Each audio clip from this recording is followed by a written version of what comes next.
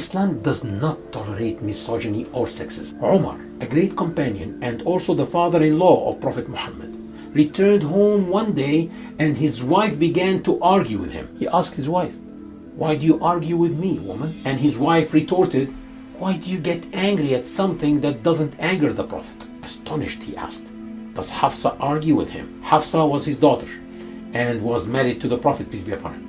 And his wife confirmed, saying, "Yes, she told me that she argues with him."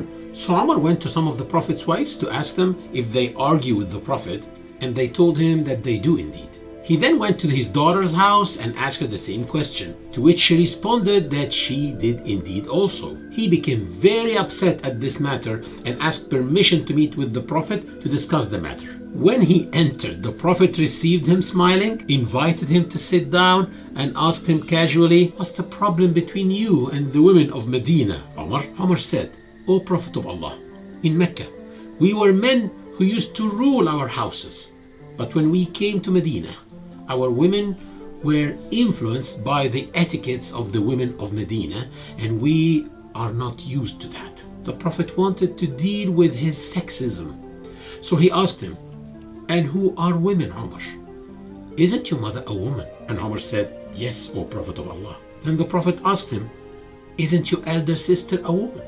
In that time, Meccans held elder sisters in high regard, like mothers.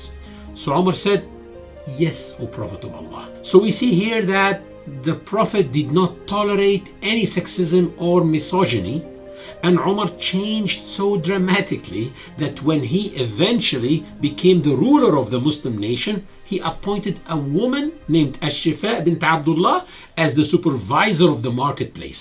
This role gave her the authority to judge between traders and mete out punishments for fraudulent and dishonest traders. Umar was giving a speech one day in the mosque, and a woman stood up objecting and challenging a statement that he had made. Realizing that she was correct, Umar announced, "I am wrong and that woman is right."